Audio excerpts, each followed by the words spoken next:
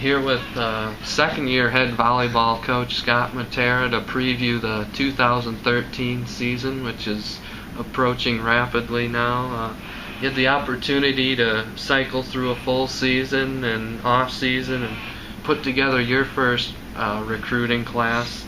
How exciting has it been putting together that class and now building a program? Well, it's kind of funny when I talk to other coaches. Recruiting is either something you absolutely love to do or it's something you feel like you have to do. And honestly, I love the recruiting side of things. It gives you almost an entrepreneurial feel of being able to build, your program your way. And I love developing those relationships and looking into the fit to see if it's the right fit between Concordia and the family. And it's really nice with the rules in the NAI that allow us to develop those relationships before we make offers. So we are really confident, really excited that we not only got a great class of volleyball players, we got a great class of awesome young ladies. What did you learn last year in your first year here that's going to help you moving forward? The biggest thing that we were able to do in that first year was build relationships with the current players and the staff here and the Seward community. So it's been really good to reach out and build that foundation. We've really established a lot of trust and a lot of energy around the program. I feel like the positivity around the program and the expectation level is as high as it's probably been in a long, long time here. And that's a great thing. We've really tried to change the culture and the energy and the expectations here. And that's probably the one thing going forward that we really spent that first year on. As far as your returning personnel, Carly Smith, defensive specialist, is probably at the top of that list. She's someone who really stepped up as a sophomore last year. How impressed with you with her development and how much of a leadership role she's taken on? Well, Carly had a great season, obviously, garnering second team all-conference honors as a sophomore and actually led the conference in digs per game.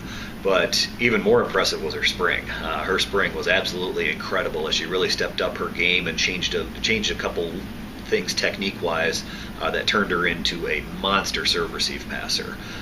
So I see her really stepping into that role. The other thing that obviously we were really proud of was, as you mentioned, her leadership. With some of our seniors moving on after the fall season, a lot of our sophomores going to be juniors really moved into that and really opened up a little bit more, and Carly was definitely one of them that took ownership of that. So we're really excited about what she's going to be bringing back. I think one of the biggest question marks is probably who the attackers will be. You lose Amanda Kisker, and unfortunately he had the off-season shoulder surgery to Amanda Abbott, and Kim Miller's also graduated. Who are you looking to step up and fill those voids? Yeah, that's a great question, Jay, because I was out in Kearney at a recruiting trip out there, and most of the GPAC coaches were out there, and we were chatting, and their optimism about our program was really kind of warming. But I kept joking with them. Well, we lost about 1,600 kills in the off season between Kisker, Abbott, Miller. So we've got a lot to replace in terms of offensive production. That being said, we've got some great returners coming back. Kelsey Dinkle had a great freshman season. She'll see significant time this year. Mariah Shamp had an awesome spring after being honorable mention last year. Katie Peterson comes back to us after starting basically every match last year as a middle. She's going to be competing for outside and right side time. And then we've got a bunch of newcomers that are going to be pushing right away, including Claire White, the transfer from Washburn. A lot of local people will recognize that name from Exeter Milligan. We're really excited about what she brings, and then we've got 3 or 4 freshmen definitely in the mix as well.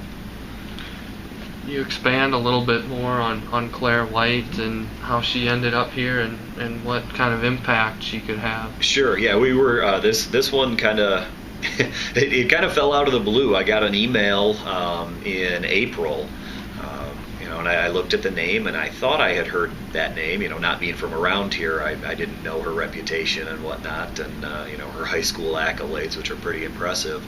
And I saw that her current school was listed as Washburn, so I said, okay, let's see about this. And we went through all the transfer rules process and everything. And her and her mom, who was the head coach at Exeter Milligan High School, came out, and we sat down and chatted about the whole thing. And they had heard good things about the direction of the program, and it's a little closer to home for her and everything. So it felt like the right thing to do. We brought her in, had her meet the girls and whatnot at an open gym before they left for the summer. And Claire's been here all summer and hitting it off with our girls, and it's just it's a blessing to have her here, not only for her volleyball talent, but she's a very big personality, and I know she's going to move right into a leadership role in terms of inspiration and just court knowledge and awareness and whatnot. And we're really pleased to have her, and I know the girls are really excited to play with her. Now, among some of the other returners that we haven't mentioned yet, who are some other ones that could step up? You've got both of the setters back as well. Yeah, absolutely. Jamie and Kayla both started every match for us last year, and they're coming back, so that should be a position of strength for us. They've taken on leadership roles, and I know how hard they've been working this summer, and both had pretty solid springs. We've got some DSs returning too, with Kendra Dinkle and Naomi File that also saw time last year. So combining all those great returners and the newbies coming in, we're going to have a lot of depth this year. Going into your second season, how much more comfortable do you think the team is, with what you're asking them to do? Well, that's another great question, because we did a lot of really good things last fall in terms of pushing teams to the limit that may have been a little bit more talented than us or higher ranked than us. We never got over the hump, though. We never pulled off that big upset that everybody saw was possible, but was always going to be difficult. This spring, though, you could see a real difference in the grasp of especially the defensive system. It does take about a year. We play a rather complicated defensive system that our DSs really started learning. Our outsides really started getting the transition game from offense to defense. The setters were getting more comfortable in calling creative plays that we like to run, and it really came together very, very well in the spring. The other thing that really moved forward in the spring was our connection with our middles. Our middles and setters, we tweaked a couple of things just in terms of communication and timing, and we had a monster spring out of our middles. Now you bring in a recruiting class of, I believe it's grown to 10 at this point. How much will that class as a whole impact this season? Well, it's going to be significant. We're probably looking at least 4 freshmen that'll push for varsity playing time. Then we've got a couple others that have a lot of upside, but we'll probably start off on JV and get used to the college life and the college speed of volleyball and things like that. But yeah, you'll see a lot of freshmen on the floor this year, much like we did last year. If you look at it, we had at least 4 or 5 freshmen see the floor last year, and we're probably looking at the same thing this year. I know there's some exciting things going on as far as the coaching staff too with you. You'll have a little bit larger staff. You've got Natalie, who you coached at Montreat, too, as your GA, and you still have Alex, and then Rachel Miller, the former head coach here as well. I can't begin to explain to you how excited I am to have a complete staff like this. Natalie, obviously, having played for me a couple of years back, she was a tournament MVP when we won the league championship to make it to the NAIA National Championship. She's a setter. She knows the game.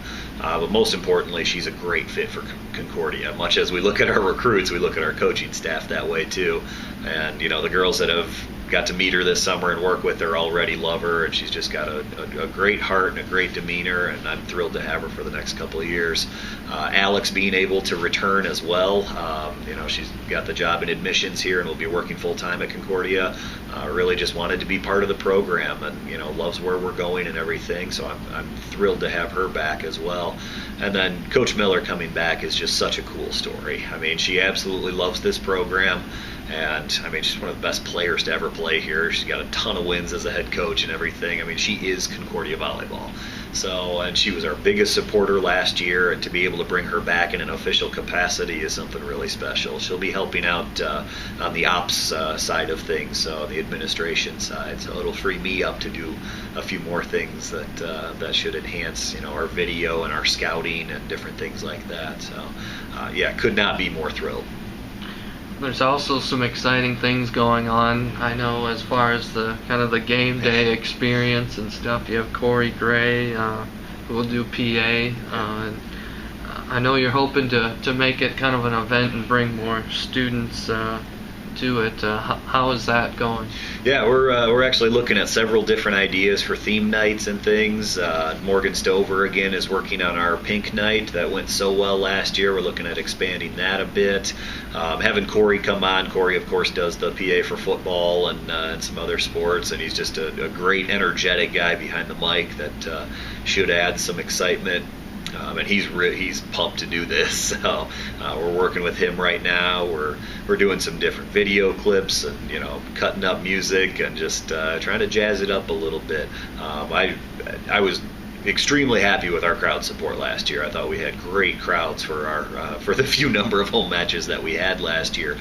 We do have 5 more home matches than we did last year. We've got a few more on the weekend than we did last year.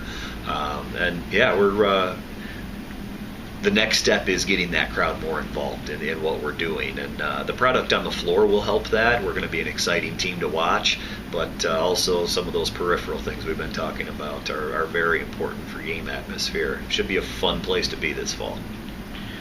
Now, coming off of last season, what is the next step for the product on the court? Yeah, the next step is consistency, where we have the depth of talent in our program that all of our players are going to have to compete every day if they want to see the floor, and everybody knows that going in, and just the confidence that builds and the expectation level that builds is going to be entirely different. You're going to see a little bit more height, a little bit more speed this year, and that should translate into a few more getting over the hump, where we pushed teams right to the limit last year. This year, I think we're going to get over the hump quite a bit more. Yeah, this should be an awesome year for us, as a lot of young talent between those underclassmen coming in. Tell me a little bit about the strategy behind the scheduling this year. You have a trip coming up real soon to Montreat, and just talk about the kind of the non-conference challenges you have. Yeah, to be quite honest with you, Jake, last year our schedule was brutal. I mean, yeah, we had 21 losses on that season, but 12 of them were to teams that were ranked or receiving votes when we played them. So, and we had 23 road matches, 8 home matches. So our schedule was kind of stacked against us last year. So we tried to even that out a little bit. We still play some really, really good teams. Obviously, our conference is loaded, and we're going to see 3 or 4 ranked teams in our non-conference schedule as well. But we do have 13 home matches this year. You'll see some new teams on the schedule. Presentation College, University of Dallas are coming here for a weekend tri-match, which is cool. We've never really played a doubleheader here, so that'll be neat. And then, yeah, the trip to North Carolina is obviously near and dear to my heart, to go back out there where I coached before here. And but really, I wanted my girls here at Concordia to experience that, and I feel like it'll almost bring them closer and understand me and where I'm coming from and where Natalie came from, and just the joy of having them meet some of my former players out there.